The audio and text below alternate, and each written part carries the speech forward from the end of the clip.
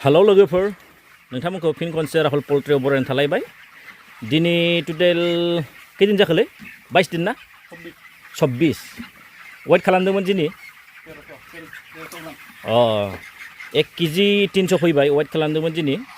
नोंथांमोना फिसायाव नुदोंमोन ना बेफोर दाउआनो नै बेफोरनो दा आङो माबा होदों सेनिटाइजार खालामदों नै बिदि खालामनांगौ जायो आरोना नुदोंना लोगोफोर सेनिटाइजार खालामनांगौ जायो दै फार्म दंबा नोंथांमोनाबो सेनिटाइजार खालामनायखौ बावनाङा खालायबाय थाबानो जाबाय नै दा जों जुजाइखौ दिनैबो बेलथायलायबाय आरो दैलि बेलथायो सिगांनि भिडिअ खोन्थादोंमोन आङो दैलि बेलथायो होननानै दाउफोरखौ नायनो हागोन बेसेबां गिदिर देरखो नै खाथिनिफ्राय लानो र' सनाफोरखौ गाङानो दाबो रज'आखैलै सेरसे बारलांजोब्बाय आरो 20 दिननि उनाव लांसिगोन माने 45 दिन जासिगोन नालाय दिनै 26 दिन होनो नामा 26 दिन बावना थायोलै आङो नै गांफोरानो दाबो रज'आखै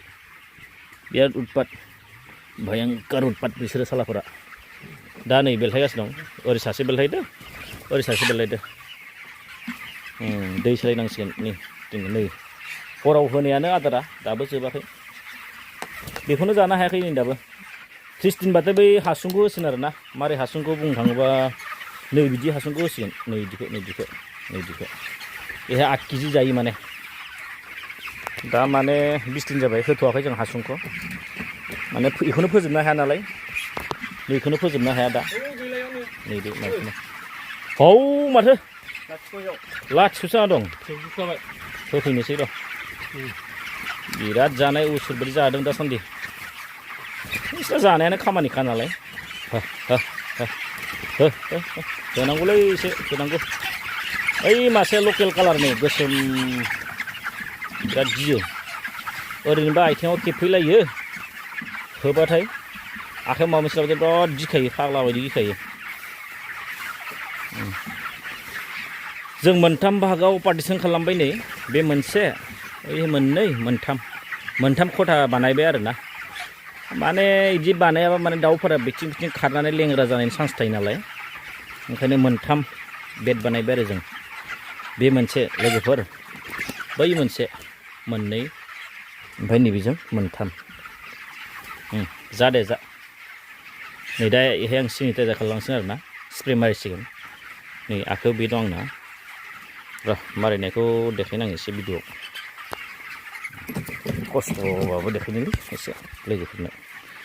नै बिदि मारिनांगौ आरोना नै बिदि थिग दं लोगोफोर फिसानिफ्राय नायबाय थाबाय नोंसोरो नुबाय नै दा 20 दिनाव एसे देरदों लिफ्टिं खालामनाय जासां नायदो नोंथांमोना फानहरजासां बेसेबां वेट जायो दाथ' वेटआ बेनो आरो 1 किल' 300 जाबायना बे 3 केजि फैथारनांगौ गासैबो फैयाबाबो माने 50% 3 किल' फैगोन जोलायासो फैगोन दै खिन्थु 3 किल' जोआ फैनाया एसे गोब्राब जायो माने जोना वेटआ बारा बारिया नैबे जोना गाङा बांसिन थाब फैयो आरो नै ओमफ्राय नैबे जोआनो खिन्थु नैबे जोला बारा गां गैयिफोरा जोला आरो फैजोबगोन बिसोरनाबो गां फैगोन खिंगुराव सिनायोलै जोलाखौ नैबे जोला खिंगुराव एसे गोलावसिन नैबेबो जोलायानो बारु र' नैबे आमोखिया लाजिलांबाय खारलांबाय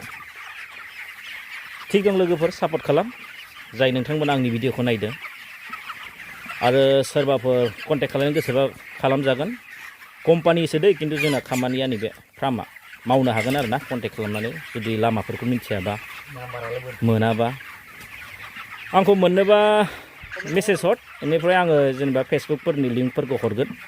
आङो ओरैनोथ' आंनि माबायाव प्रफाइलाव माबा लिंकखौ होआखै आरोना आरो सोरबा मावनो गोसोबा आंनो मेसेज हरबानो जाबाय आरो ओमफ्राय सार्ट खालामनो हागोन आंनि माबायाव मेसेन्जाराव आं लिंकखौ हरगोन थिग दं बागिमोन सापर्ट खालाम लाइक खालाम शेयार खालाम साबसक्राइब खालाम आरो लोगोसे बेल आइकनखौबो दाबायना होदो